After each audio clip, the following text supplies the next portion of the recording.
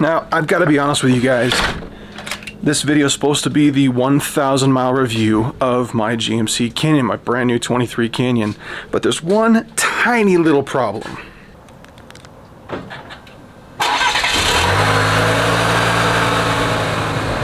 I haven't even made a single payment on this truck, but that's not the issue. The issue is I don't even have 1,000 miles on this truck. So, let's fix that.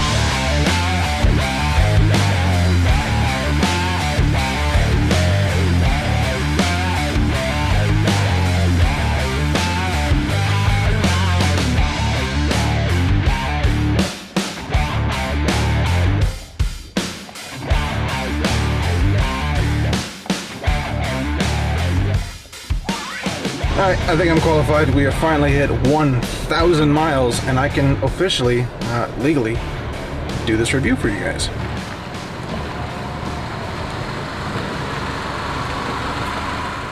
I got the truck all dried off and I wanted to topically go through a couple different categories and I want to answer some of the questions that you guys have been asking about this truck. So let's get started with the exterior first. I love the dynamic metallic blue.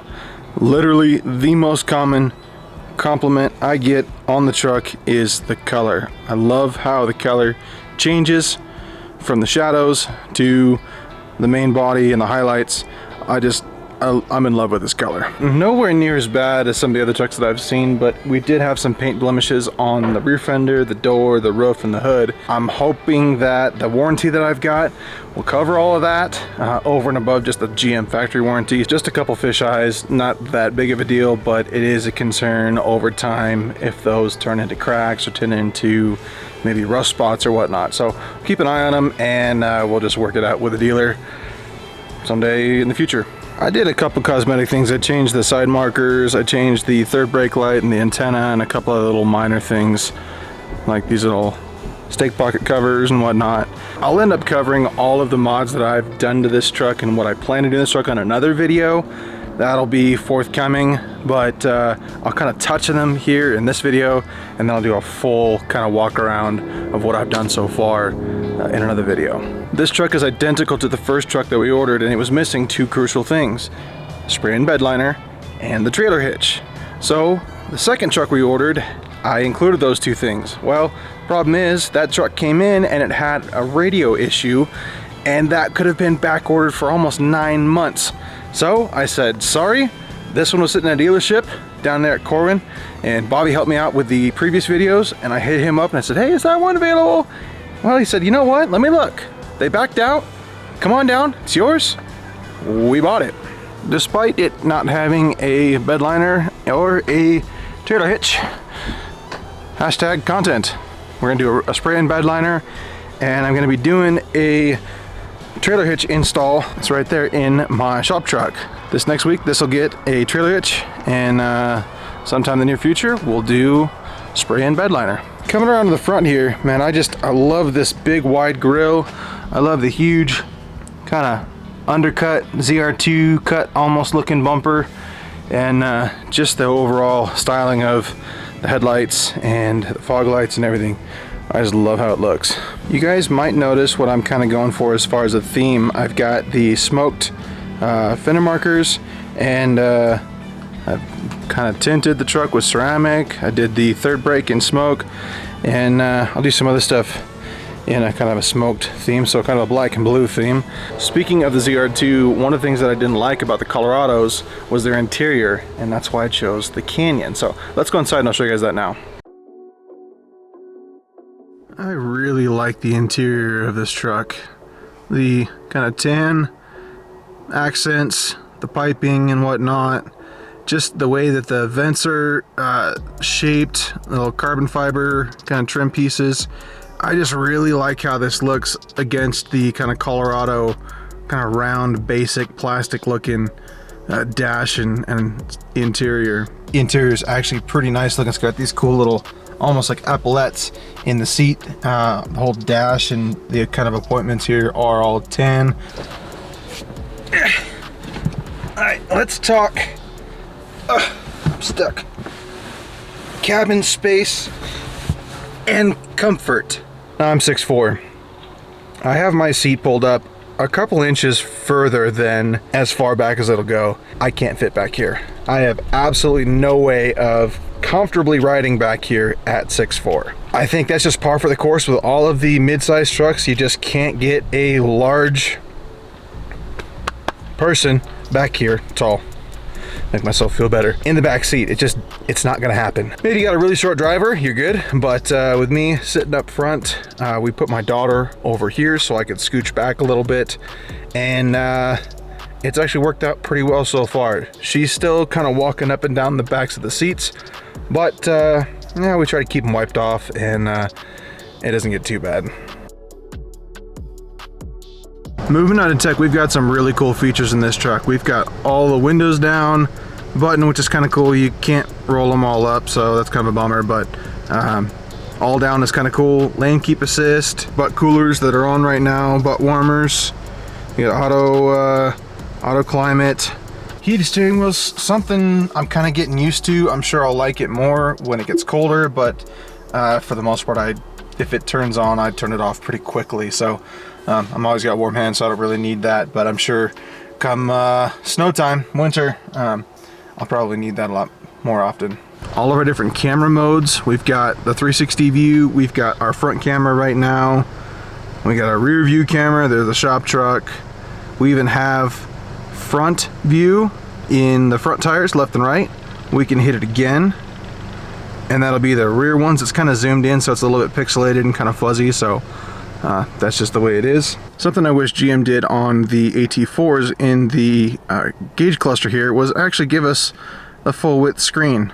We're paying 50 grand for this car, and y'all couldn't have given us a full 11-inch screen there. There's kind of some buyer's remorse here because all of the 24s, Colorado Canyon, to my knowledge, will all have the full width gauge cluster. So part of me is hoping that there will be a part number and a software flash that we can put the full width gauge cluster in the first year trucks, but I guess we'll have to just wait and see about that. So all the cameras and tech package was absolutely essential to us. With this being our main vehicle and my wife driving it, I wanted to give her the best chance of being confident in driving this. Granted, it's just a mid-size truck. It's not very big. It's not my Colorado on 40s, but she's coming from our Jeep Cherokee KL. I've done a couple of videos on that on the channel, and then our Scion XB. This is a lot bigger than that car, or those two cars. So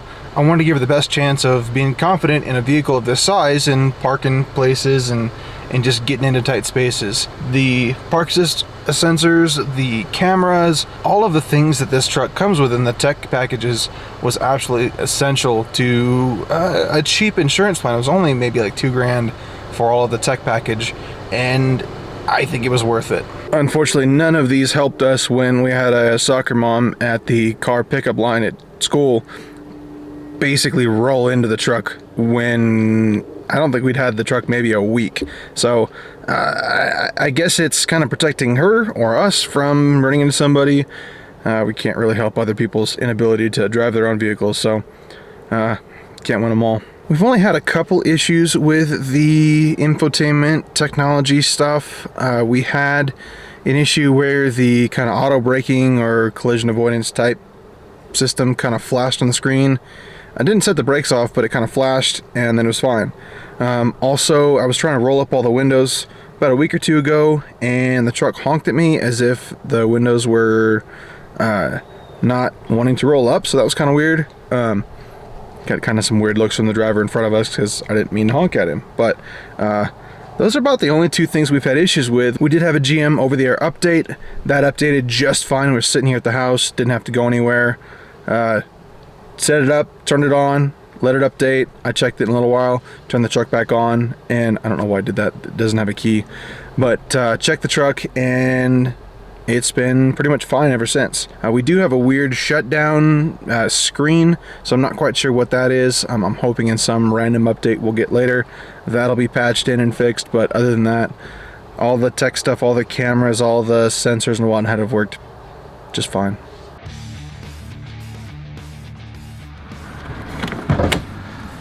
This is the LB3 4-cylinder 2.7 liter turbo motor. That's the only motor that came in all of these trucks. This generation truck only came with this motor. Now this trim came with the high output motor, which is 310 horsepower and 430 pounds of torque, and I believe them. It's not really as powerful as I had perceived with the people talking about it in the forums, but it gets up and goes, and it's absolutely no slouch. The engineers of this motor added some diesel architecture to this motor, and for what it's worth, it actually kind of sounds like a little turbo diesel, without the clack and whatnot, but very much, even with the turbo, sounds very much like a kind of tiny eco diesel almost. It's more than powerful enough. It's got decent mileage. It's gone up from 15 to about 17 in the 1,000 miles we've had it, so I'm hoping that's going to improve some more. We're going down to Vegas later this month. I hope I get the pedal controller that I've been working with a company on, and I want to see if the modes of that will help the gas mileage, especially on the highway headed down to Vegas and back. I'm really curious to see what that does for this truck. I'm also just curious to see what it does without the pedal in there, the controller at all. So you guys will have to stay tuned to see kind of a long-term fuel mileage video coming up. Other than gas and the mods that I've put on this car, this thing hasn't cost us any money whatsoever. The only time that I had to go to the dealership was literally to buy the trailer hitch to put on the back of the truck. That's the only time that I've ever been to the dealership. So hopefully that stays that way, and we'll just never have to use the warranty we bought.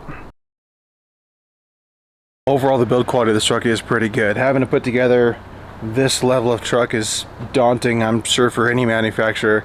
And overall, it's pretty good. Honestly, the paint could have been better, and a multitude of spots, all the fish eyes and whatnot. I'm kind of bummed out about that. But all the drips on the pinch weld and just everything else like that, you know, we've really not seen the build quality issues that I was noticing in that last video on our truck. So I'm actually really pleased about that. The paint's got a lot of orange peel in it, which is kind of to be expected with kind of a truck of this caliber being mass produced and all. So I think it is what it is.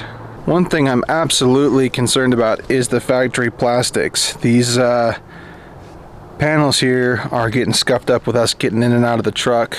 Also, this plastic here is getting beat up with us dropping the seat belt. So I've got some silicone covers on order, and I'm hoping that'll help us kind of avoid destroying these B-pillars over time.